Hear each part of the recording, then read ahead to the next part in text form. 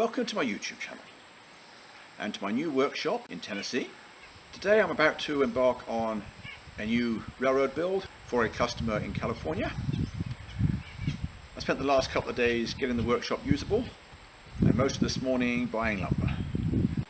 But before I get stuck in, let's head back into my office briefly and take a look at what this layout is going to look like. Well, here is the track plan. It is for a customer in Truckee, California. It was not drawn by me. The room entry is in the bottom left corner here. And although it's listed as a lift out, it has been decided that I'm going to build a swing gate because there's plenty of room for it and it'll be better. I don't particularly like this plan. You'll notice that in most cases the track is right on the edge of the benchwork, both against the wall and on the front edge. There is a lower level staging yard under the peninsula. It's a 4-track return loop with a turn back curve here and then running along the front edge here in front of the yard on a gradually rising grade until it connects up here. Now the way it was subcontracted to me, I'm told that it needs to be done in certain sections in the right order for reasons of payment. And phase 1 is to build the staging yard at the bottom of the peninsula, and then the benchwork and the track laying and wiring and so on. There is no scenery on this project. Anyway, that should be enough of an overview for now. So let's get back to the workshop and continue.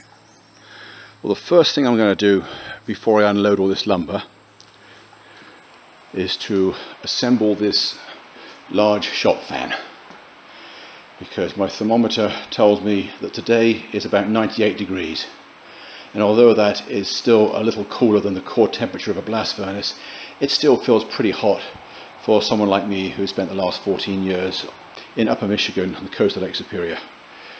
This little fan here just doesn't give me enough air movement. So let me get this big boy assembled and I'll be right back. Well, by the time I got the truck unloaded last night, I was too tired, it was too late, it's almost dinner time, so I didn't get any actual construction done. But I've got all the materials organised in this annex room. Yes, it's a little bit further to have to carry them, but they're out of my way. And I'm going to get started this morning. Well, here I am back out in the workshop on Thursday morning, ready to continue this wonderful adventure. Yesterday I got this first section built and mounted on its legs, but there wasn't really enough time to make a significant start on the next one before I had to go in. So I just knocked off early. Anyway, this is the semicircle that will take a 4-track staging yard. The next 2 sections will be side by side and taper back down to, I think, 31.5 inches wide. It's not in the right place in the room. I have figured out how to miss this post. Anyway, this wall around here, not only is that a structural member, but it also supports the main deck. And then this ledge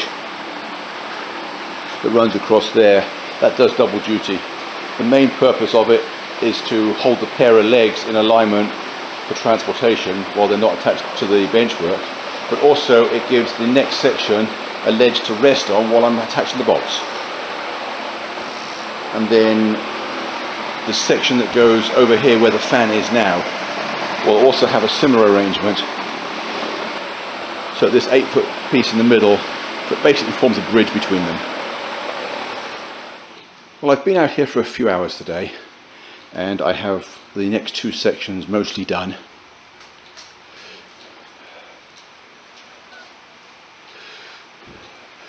Although I have drilled all the holes for the bolts, I haven't put them in yet because I need to take them apart, turn them upside down and still do some more work on them, so they're still clamped together. This complicated overlap that you see here was necessary to allow the tracks to cross the joint at a reasonable angle for reliability purposes. So the plywood here, that bit, is not screwed down at the moment, it's just overlapping the other frame. I can't get a section the full width of this peninsula into the railroad room in one piece, so that's why it has to be split. So those will be joined together in situ and then permanently screwed. Well, I've added a few more pieces to this benchwork this morning.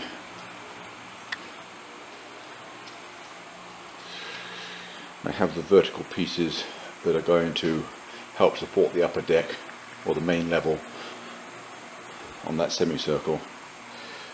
I've added these curved panels. I left the gap between them because I think it might be necessary to get, or it might be desirable anyway, to be able to get access in there for some reason.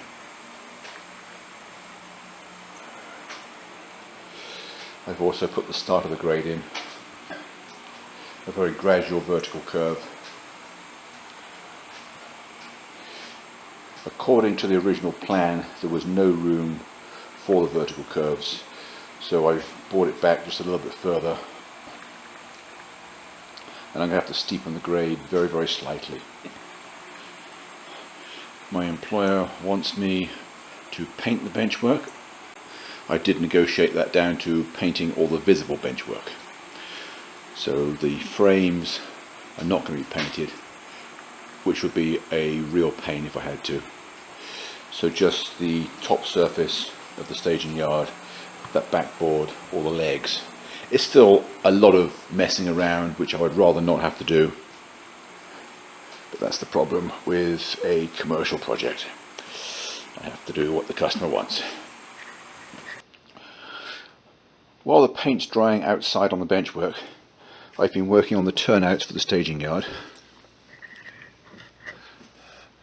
I didn't have any right-hand number 6 Walters turnouts, so I had to use Pico instead.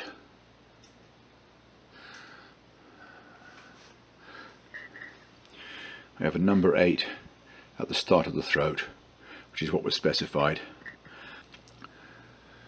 And everything else was curved turnouts on the original drawing, but I was able to redesign it with straight turnouts and still get it to fit in the space.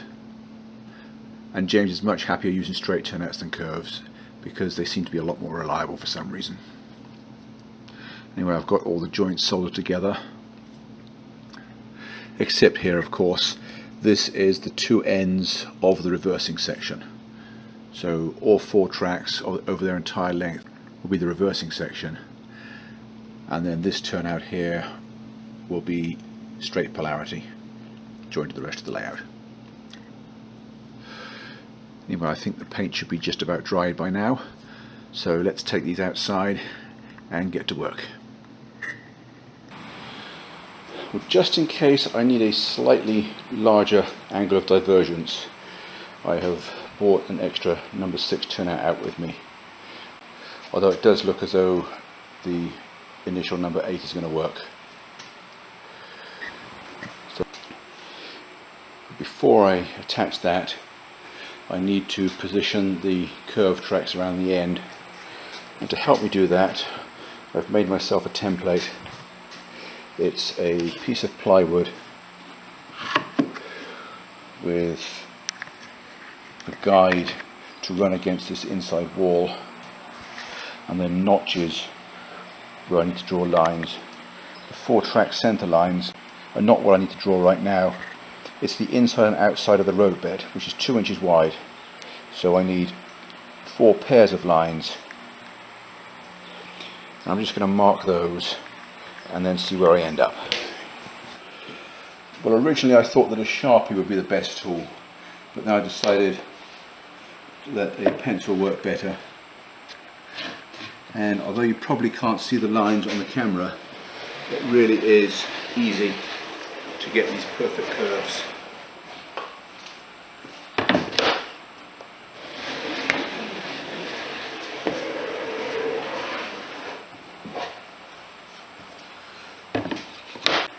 On the paint, the lines are not as dark as they would be on bare wood, but they're still followable.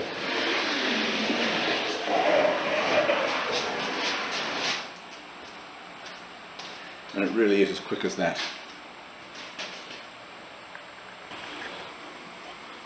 Well, I've now marked out where all the track bed goes. For the straight sections I use this 2-inch wide straight edge, and for these curves at this end I used my trusty old radius bars which I've had for years. Note that where the curves join against the straights, I have offset them by about 1/4 of an inch. That will give me a bit of an easement, and although I'm not going to plot it accurately, it will be in about the right ballpark. Well, I am now all ready to start gluing the track bed down. But before I go with the plain track, I was given a box of these pieces designed to go direct down to the turnouts. So I'm going to experiment with those and see how easy they are to install. And then once that is done, I will start laying the plain track, and that should go fairly quickly. Well, the turnout pads took a little bit of cutting and fitting to get them to work, but I've glued them all in place now. I did discover towards the end that they are somewhat thicker than the stuff for the plain track. So much for my perfect elevations. There's going to be a little bit of unevenness, but it probably won't be enough to matter.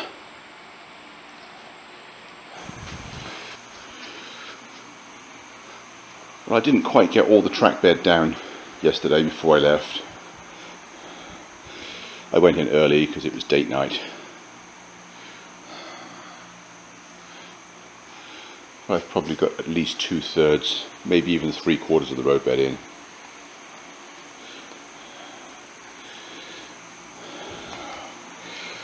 I found the best way of getting the ends to work was just to start a few drywall screws, because otherwise they wanted to spring straight. So I'm going to back them out this morning and then get the rest of the roadbed down. Well, it's Monday morning. It's actually a very wet Monday morning. I didn't come out here at all yesterday, but all the roadbed was finished Saturday morning. I brought out a box of track, and the goal for the day is to get all the track laid in this area so I can call the staging yard finished. Well, all the track in the staging yard is now laid. Took me about 6 hours.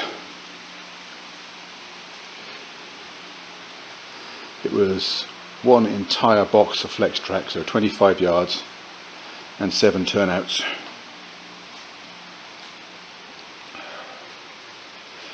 The Pico turnouts that I was forced to use over this side are somewhat higher in profile than the Walters, so I had to do some shimming. This piece here. And also some of the roadbed was a little thicker than other places, so hence the shim there. These joints here can't be soldered, they have to be left open for electrical purposes, because what you see in there is the 2 ends of the reversing section.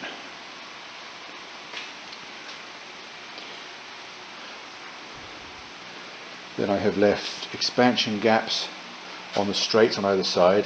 So one set here and one set over there. The curved joints will have to be soldered eventually when the layout is fully installed. For the time being, if you look closely, I've got 3 nails holding it in a reasonable approximation of the correct alignment. 2 on the inside and 1 on the outside pushing it in, just so that those joints are somewhat near straight. When the layout is finally installed, those joints will be soldered and the nails can be taken out. And then all the joints on this curve have to be soldered. And the trick with getting kink-free joints is to solder the rails on the straight and then curve it.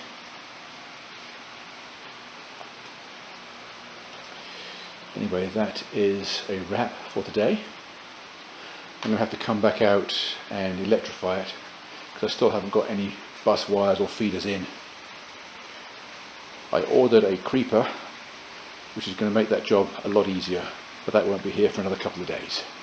So until then, I am going to sign off, and I will check in with you again later.